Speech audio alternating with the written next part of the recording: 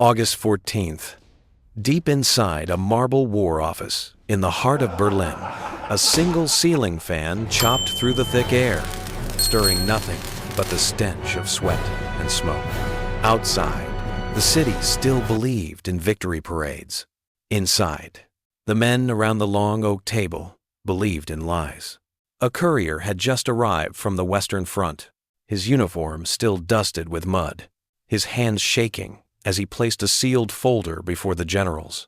It contained a report that no one wanted to read, a collection of numbers so outrageous, so absurd, that the officers burst into laughter before the seal was even broken.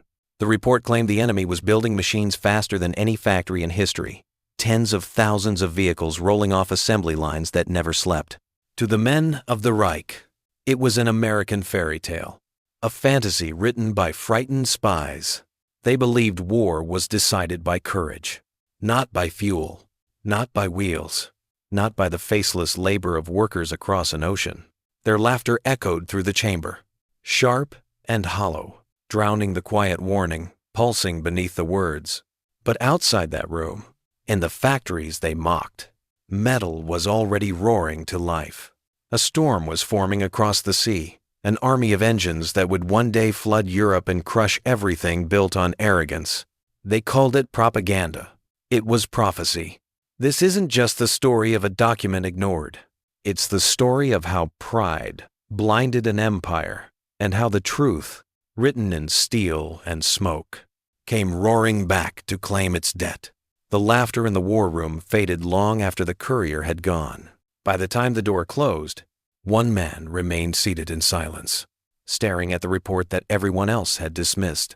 His name was Colonel Heinrich Vollmer, a mid-level intelligence officer with eyes that no longer flinched at death but still twitched at stupidity. He had seen enough fronts, enough broken convoys, enough reports buried under arrogance to recognize what this paper really meant.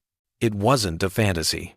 It was a warning written in numbers, and he could already feel the future breathing down his neck. Outside his window, Berlin was still pretending. Posters screamed victory slogans. Loudspeakers bellowed speeches about destiny and racial supremacy. But Vollmer lived in a world of logistics, not dreams. He knew that courage couldn't move tanks without fuel, and that faith could not fly aircraft without steel. Every day, he received fragments from field agents, bits of intercepted shipping manifests, rumors from neutral ports, whispered talks among engineers who had seen too much. Every fragment pointed to the same terrifying truth. The enemy's factories were no longer factories. They were machines that made more machines. When he brought these findings to his superiors, the room turned cold. Impossible, they said. American propaganda. A general with medals for battles already lost slammed his fist on the table and barked, "We have the will. They have the weakness of comfort." Vollmer wanted to answer that comfort could build engines, and engines could move mountains. But he bit his tongue. In this regime, logic was a weapon that could kill its wielder first. That night, under the dim light of his desk lamp, he reread the report. It wasn't the numbers that haunted him. It was the pattern. Shipments of oil, steel, aluminum, all rising exponentially. Civilian industries converted overnight. Civilians themselves trained to weld, rivet, assemble. Even his foreign agents whispered the same word with unease. Production. The Allies had turned the art of manufacturing into warfare itself. Germany, meanwhile, was feeding men into the front faster than it could feed bullets into rifles. He filed a memorandum marked urgent. It would never reach the Führer's desk. The chain of command was no longer a system of reporting. It was a wall of denial. Anything that contradicted the official narrative vanished into silence. Reports that predicted shortages were rewritten. Figures were altered to show imaginary progress. Engineers who complained disappeared. In that suffocating machinery of obedience, truth had no oxygen. Weeks later, Vollmer attended a meeting at the Ministry of Armaments. Charts filled the walls, boasting about new tanks, new aircraft, new weapons that would change the war. He stood at the edge of the room, watching men congratulate themselves while factories starved for raw material. He saw the minister trace his finger along an upward curve on the graph and announce, "Production is increasing every quarter." Vollmer almost laughed. He knew those graphs were lies built on the ashes of bomb supply lines and missing labor. After the meeting, a younger officer caught up to him in the corridor. "Sir," the man whispered, "is it true what they're saying, that the Americans can build 1,000 vehicles a week?" Vollmer hesitated. He wanted to tell him everything, to show him the math, the evidence, the terror behind the numbers. But instead, he said quietly, "It doesn't matter what I say. They won't believe until it's too late." Every night, he looked at the map, spreading across his wall. Pins marked the fronts. The east bleeding in Stalingrad's ruins, the south cracking under Allied landings, the west still quiet but trembling. He knew what would come next. It would not be a single battle that broke Germany, but a wave of steel and rubber that would roll across Europe faster than any army could retreat. He saw it before anyone else, the enemy's victory, not in courage, but in calculation. He began keeping copies of every report, every intercepted cable, every projection that had been ignored. He locked them in a small case beneath his desk. Part of him hoped that one day someone would read them, not to save the war, but to understand why it was lost, because he knew already. They had lost the moment they chose pride over truth. As autumn came, the air raid sirens began to howl more often. Each time, he felt the distant hum of bombers echo through his bones. Somewhere above the clouds, those imaginary machines were flying the same ones he had warned them about. And as the first explosions rippled through Berlin's outskirts, he realized the future had arrived sooner than anyone expected. Down the hallway, the same generals who had mocked his report now barked orders through trembling voices. They shouted about sabotage, betrayal, divine punishment, anything but mathematics. Vollmer stood at his window as the sky turned red. Somewhere far away, across oceans, assembly lines kept moving. Workers kept welding. Engines kept roaring. The empire that mocked machines was now being buried by them. He turned back to his desk, staring at the copy of the report that had started it all. The ink had begun to fade, the paper smudged by the sweat of his hands, but the numbers remained silent, exact, undeniable. Outside, the ground shook with distant thunder. He whispered to no one. They laughed at numbers. Now, numbers are answering back. The laughter from that first meeting echoed again in his memory, only now it sounded like gunfire, like collapsing steel, like history, laughing last. And as he folded the report one final time, he understood the cruel symmetry of it all. Truth had no need to shout. It only had to wait. Across the ocean, where Vollmer's warnings were dismissed as fantasy, the truth was taking shape in fire and steel, while Berlin drowned itself in speeches. America was learning to speak in the language of machinery. The war had turned Detroit, Cleveland, and Buffalo into the beating heart of a new kind of warfare, industrial warfare. The hum of engines was constant, relentless, like a single mechanical heartbeat that refused to sleep. At dawn, the factory gates opened, and a river of workers flowed inside. Men too old for battle, women who had never set foot in an assembly line before, immigrants who barely spoke English but understood the rhythm of labor.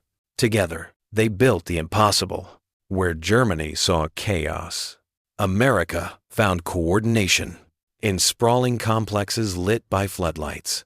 Machines larger than houses stamped steel into wings, bodies, armor plates. Conveyor belts carried unpainted chassis past rows of workers who drilled, riveted, welded without pause. Every spark from every torch was another second cut from the war's clock. Engineers worked around the clock refining tools, designing jigs and fixtures to make the next step faster, cleaner, more precise. What had once taken a week now took a day, and what had once taken a day now took an hour. It was as if time itself had been weaponized. The transformation was staggering, Car plants that once built sedans were now producing tanks, jeeps, trucks, and bombers. Assembly lines that once rolled out comfort now produced endurance. The Ford plant that had once turned out shiny convertibles now poured forth engines for warplanes. Every civilian company became a soldier in the same army, united not by ideology, but by production. It was not the rhetoric of destiny that drove them, but the quiet fury of purpose. The Axis bombed cities. America built them back overnight. Inside, one vast complex. The lights never went out. Lunch whistles blew. Shifts rotated. But the machines roared on without pause. At night, welders worked beneath arcs of blue fire, their faces hidden behind masks, their silhouettes dancing in the glow. The sound was not music, yet it carried a rhythm, an anthem of creation. For every bomb that fell on Europe, another engine came alive in Michigan. For every soldier lost in North Africa, another truck rolled off the line in Indiana. It was a cycle of motion that no general in Berlin could comprehend, because it was powered by something the Reich had long abandoned: free will. In this vast network of production, mistakes were not punished with death. Ideas were not silenced by ideology. When a machine jammed, someone found a way to fix it. When a design failed, engineers improved it overnight. There were no secret police here, no walls of fear, only urgency, cooperation, and trust. The innovation that dictatorship crushed, democracy unleashed. Each plant became a city, each city a fortress of industry. The people who worked there didn't wear uniforms, but they were soldiers all the same, armed with wrenches and blueprints instead of rifles. From the sky, these factories must have looked like living creatures, steel arteries glowing with molten light, smoke rising like breath into the frozen air. The reporters who visited them described the atmosphere as otherworldly: the roar of turbines, the smell of oil and heat, the synchronized ballet of human hands and machines. But what no one could capture on paper was the sense of scale. The Germans mocked the notion that a free, messy democracy could organize anything this vast. Yet here it was, functioning with precision that outmatched any command from Berlin. The numbers began to defy imagination. One plant alone could outproduce an entire nation's aircraft industry. Supply chains stretched like veins across the continent, feeding aluminum, copper, and rubber into the mechanical bloodstream. Ships carried the output across the Atlantic, each one filled with engines, trucks, and ammunition.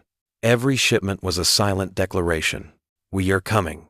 And still, the machine did not sleep. Even as winter froze, the Great Lakes, furnaces burned hotter. Men and women worked in shifts that blurred day and night. The war had become not just a struggle of armies, but of endurance, of who could outlast whom. America, with its endless rivers of material and manpower, was proving that endurance was its greatest weapon. For every factory destroyed in Europe, 10 more were rising in the States. The irony was brutal. While German leaders worshipped control and purity, they were being outdone by a nation built on diversity and improvisation. In those noisy, crowded assembly lines, people of every background stood shoulder to shoulder. Black, white, immigrant, farmer, student, housewife, all driven by a single mission: to build faster than destruction could tear down. The Reich saw disorder. In truth, it was organized chaos, alive, self-correcting, unstoppable. When the first shipments of new machines reached the front, soldiers could hardly believe the volume. Trucks, planes, and tanks seemed endless, each shipment bigger than the last.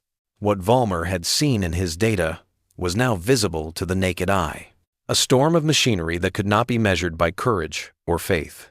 It was an empire of motion, fueled by ingenuity, coordinated by invisible hands that worked in harmony without fear. Back in Berlin, the delusion continued. Reports of unrealistic Allied production figures were still marked as enemy lies, but the proof was already crossing oceans, rumbling across Europe on rubber tires. carried on, wings made in factories that had never known darkness. The Reich had chosen to believe that discipline was stronger than creativity. Now, every shipment from across the sea was proving them wrong. And as the machine gathered momentum, its rhythm grew louder, faster, unstoppable. A heartbeat that spanned a continent. The people feeding it didn't know it yet, but they were creating more than weapons. They were forging the instrument that would end the war. What began as an experiment in manufacturing had become something much greater, the embodiment of a nation's will to exist. The machine did not rest, did not hesitate, did not fear. It moved like time itself, steady, unrelenting, merciless to those who ignored its coming. And far across the sea, in the silent offices of Berlin, men still laughed at the idea that freedom could build faster than tyranny could destroy. Soon, they would hear the echo of that laughter carried back to them, not in words, but in engines. The storm that Colonel Vollmer had warned of was no longer distant thunder. By the summer of 1944, it was roaring overhead. The sound filled every corner of the Reich, the low, constant hum of engines that never stopped, like a god of machinery breathing down from the sky. What had once been dismissed as propaganda had become the most tangible truth in Europe. The Allies were everywhere, and they were carried by the machine that never slept. The first signs came quietly, columns of smoke on the horizon, trembling glass in the capital, distant rumbles mistaken for thunder. Then came the day when the sky itself turned gray with wings. Vollmer stood on a balcony in Berlin and watched what his commanders had sworn was impossible. Hundreds. Then thousands of bombers moving in formation so dense they seemed to blot out the sun. The air was thick with the sound of engines, synchronized like the heartbeat of a mechanical leviathan. Each formation moved with terrifying precision, and for the first time, even the most loyal officers stopped pretending it was a trick. The truth had arrived in the only language tyrants understand: overwhelming force. In the underground bunkers, the radio reports were frantic. Cities vanished overnight. Hamburg burned for days, its skyline a sea of molten glass. Essen, Cologne, and Dusseldorf were reduced to skeletons of concrete and smoke. The Luftwaffe scrambled to intercept, but every victory was hollow. One German fighter down for every dozen Allied bombers still pressing forward. For every plane destroyed, 10 more crossed the channel. The rhythm of destruction was mechanical, relentless, mathematical. It wasn't courage that was winning the war now, it was production. On the ground, civilians dug through ruins that never cooled. The air was filled with the taste of iron and ash. Factories once hailed as indestructible were now twisted carcasses. Supply lines collapsed. Trains ran out of fuel before reaching the front. Soldiers went hungry, while warehouses filled with useless propaganda pamphlets. The Reich's invincibility, built on myth and arrogance, was melting away one engine roar at a time. In the command centers, the tone had changed. The same generals who once laughed now whispered. They asked questions they should have asked years earlier. How many bombers can they make? How fast? How can we possibly fight that? But by then, the answers didn't matter. Vollmer's reports had already answered them long ago, and no one had listened. Now, the arithmetic he had written in ink was being written again in fire. On the Western Front, the Red Ball Express roared to life. Thousands of trucks carried supplies, and men faster than any army in history had moved. Bridges rose overnight. Ports rebuilt themselves within days. The Allied advance was not a march. It was an industrial current, sweeping everything in its path. Soldiers joked that the war was being won by tires, not by guns. But behind that joke was awe.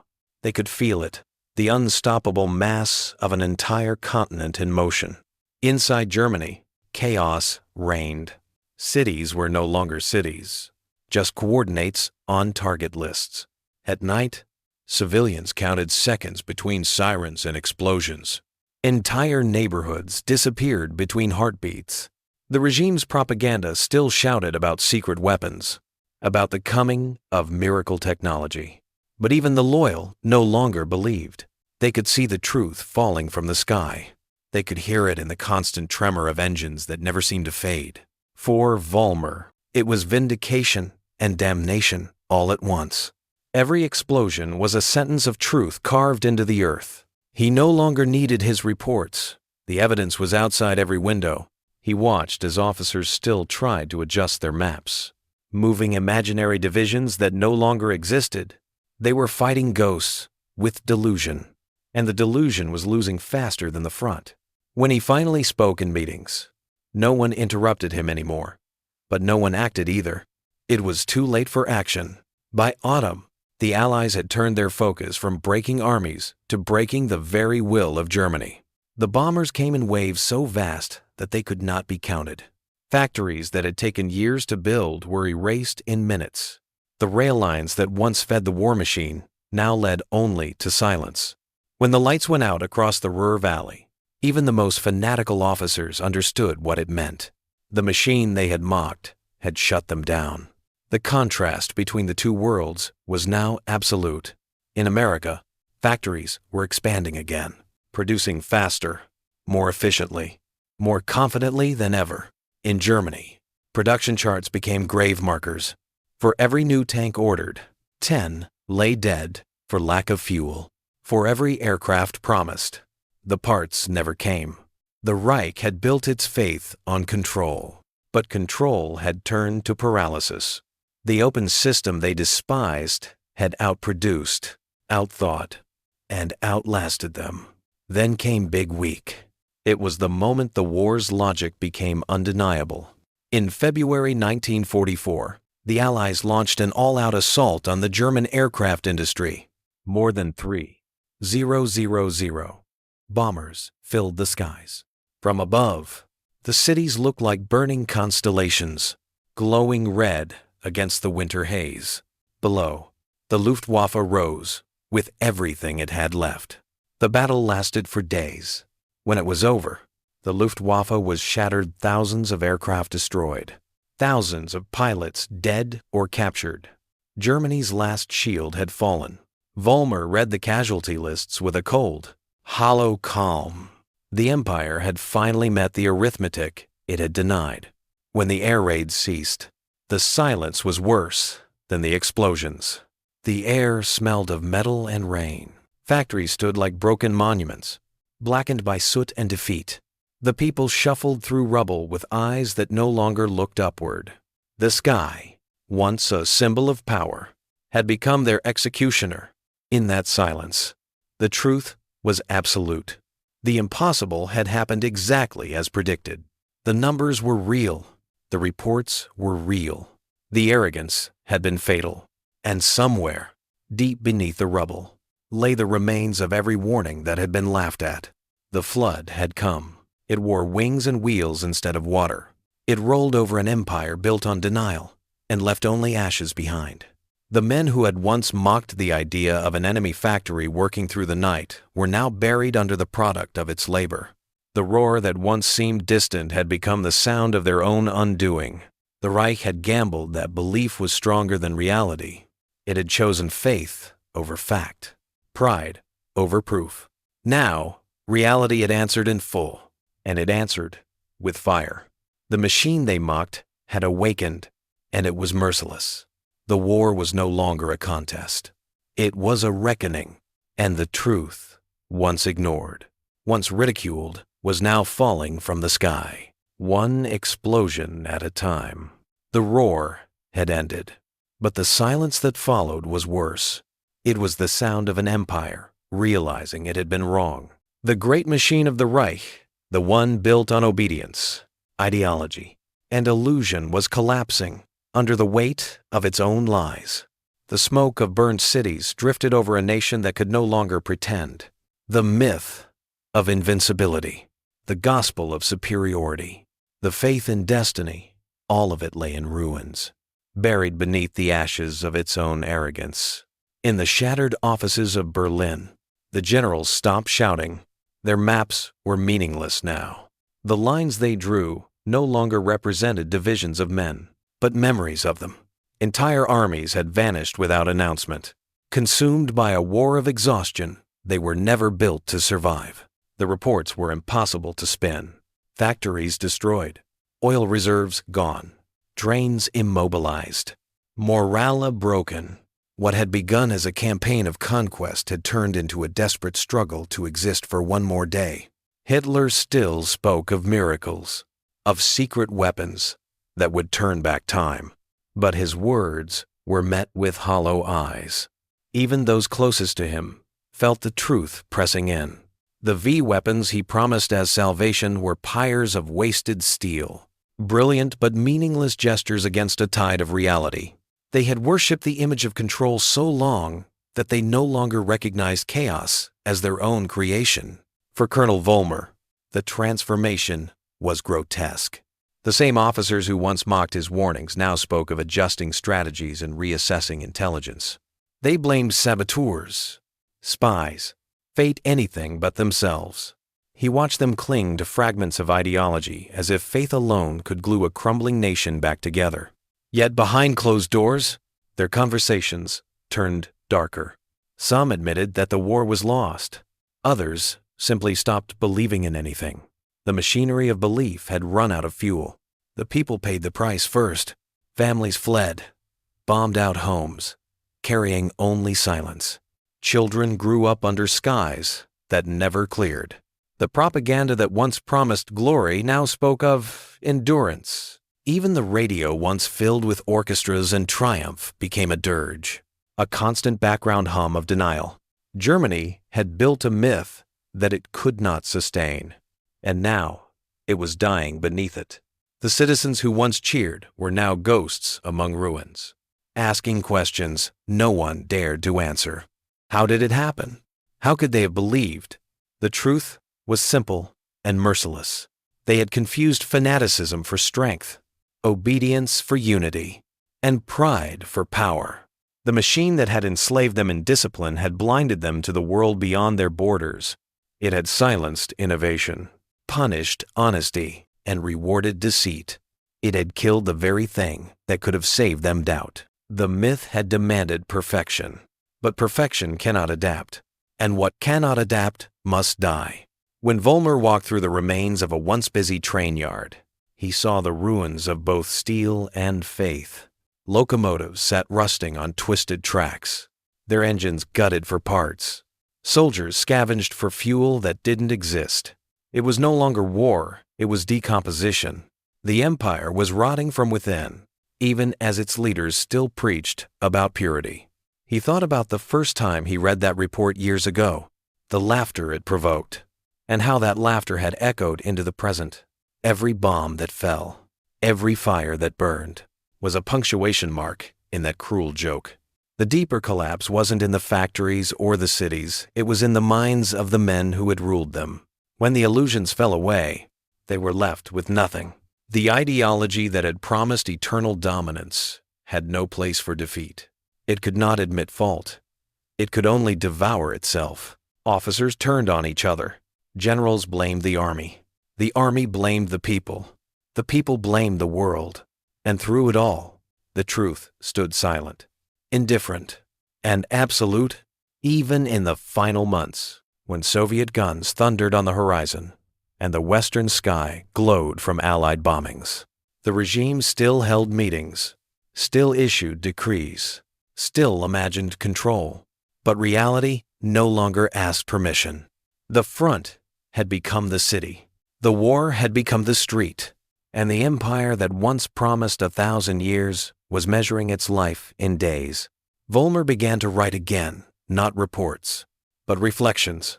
He no longer wrote for superiors. He wrote for history, for the possibility that someone, someday, would understand. His notes were filled with quiet rage, not at the enemy, but at his own country's blindness. We believed we were building order. He wrote, but we built a cage. The myth had not just destroyed Germany, it had erased reason itself. The irony was unbearable. The machine that had been mocked across the ocean was built by freedom. The machine that had been worshipped in Germany was built by fear. One was imperfect but alive, the other perfect but dead. In that contrast lay the entire tragedy. The world they had tried to dominate was outpacing them, not in ideology, but in humanity. By April 1945, the myth was unrecognizable. Hitler hid in a bunker beneath a dying city. His once mighty armies were reduced to shattered battalions. The Luftwaffe, the pride of the Reich, was a memory, its pilots gone, its planes grounded. The great cities were reduced to shadows of themselves. The myth of destiny, once shouted from podiums, now whispered in the rubble like a dying prayer. When Vollmer looked around at what remained, he saw not just defeat, but revelation. The empire had fallen, but what destroyed it wasn't an enemy's bullet. It was the truth it refused to face. That was the real weapon, the quiet one, forged not in steel, but in reason. It had waited patiently, biding its time, while the empire built its illusions higher and higher. And when the time came, truth didn't attack. It simply let the lies collapse under their own weight. The myth was gone. The Reich that promised eternity had lasted 12 years. Its monuments had turned to dust, its slogans to echoes. What remained were lessons written in ruins and silence. The arrogance that denied reality had been buried by it. And in that silence, history whispered a question that would echo far beyond 1945. How many times must humanity learn that the truth doesn't need to be believed to be real?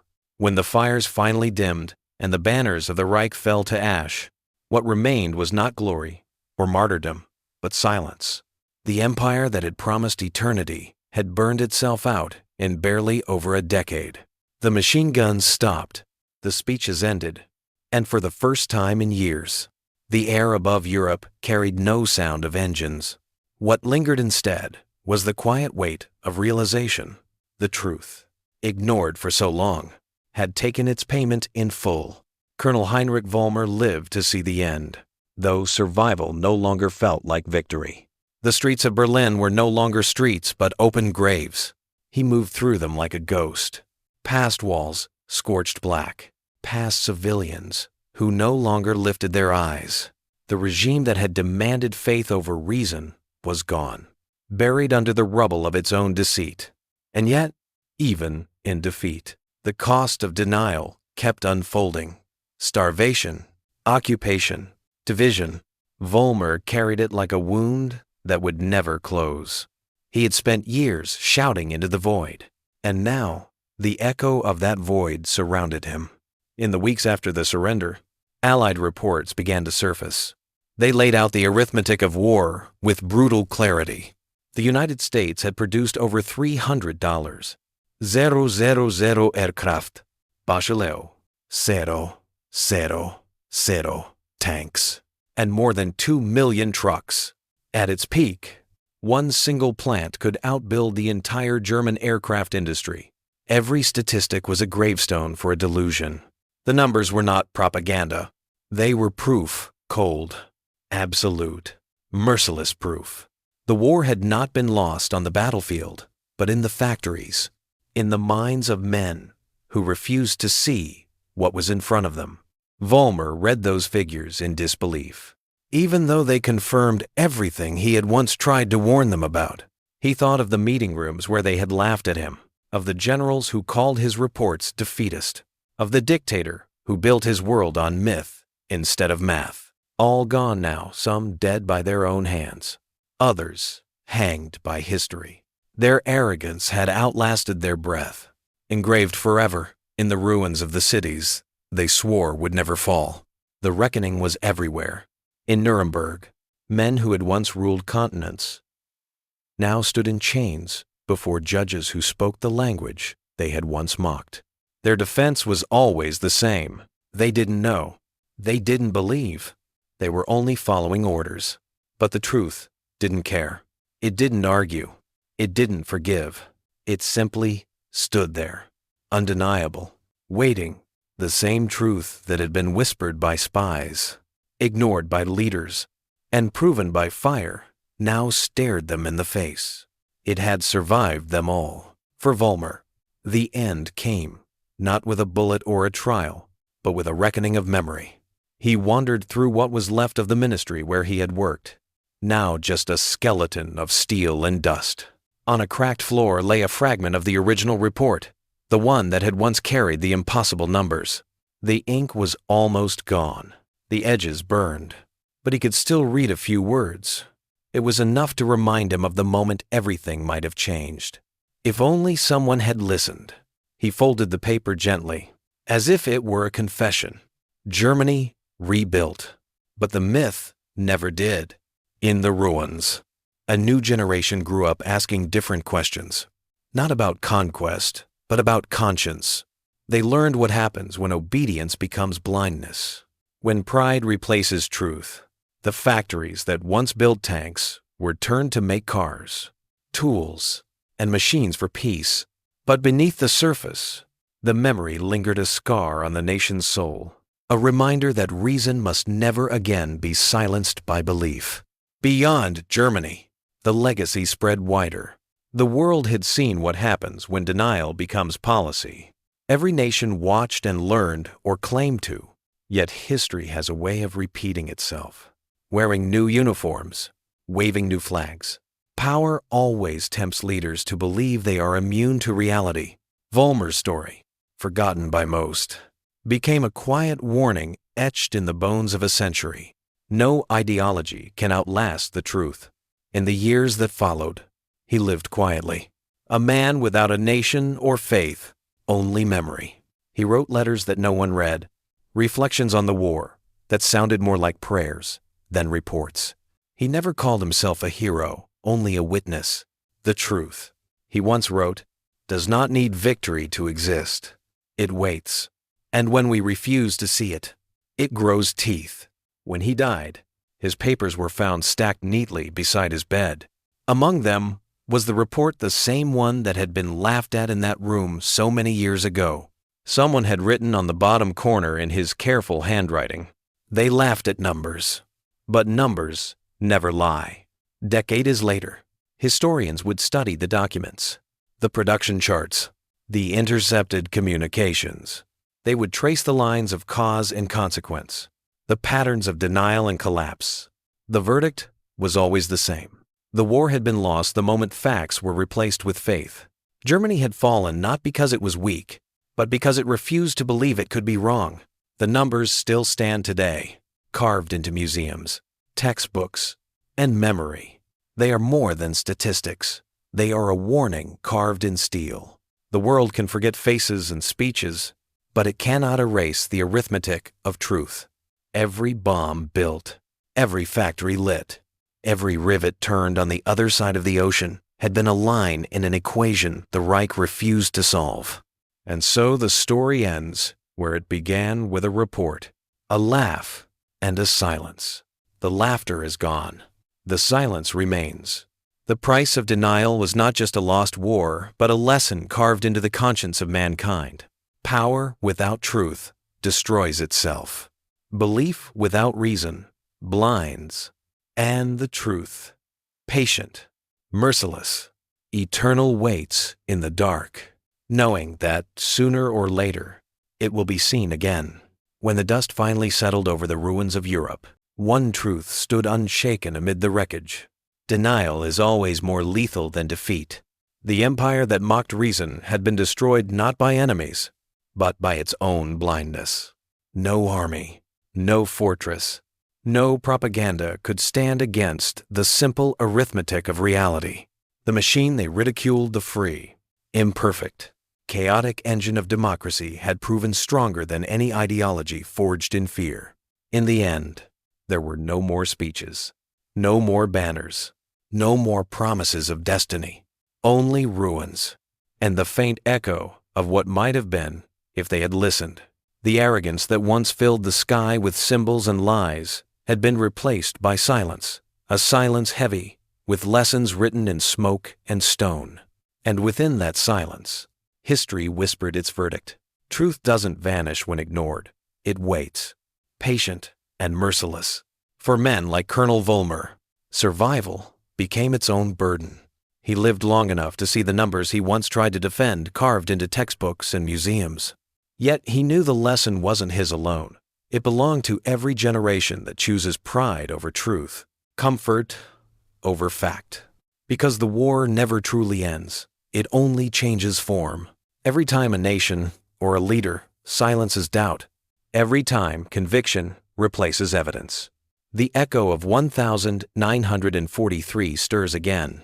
The ruins of Berlin were not just the remains of a city, they were the mirror of humanity's recurring blindness. Empires fall, myths burn, but the truth remains, waiting for the next generation to either face it or repeat it. In the end, it was never the bombs that ended the Reich. It was a piece of paper, a report, a fact too terrifying to believe and too real to escape.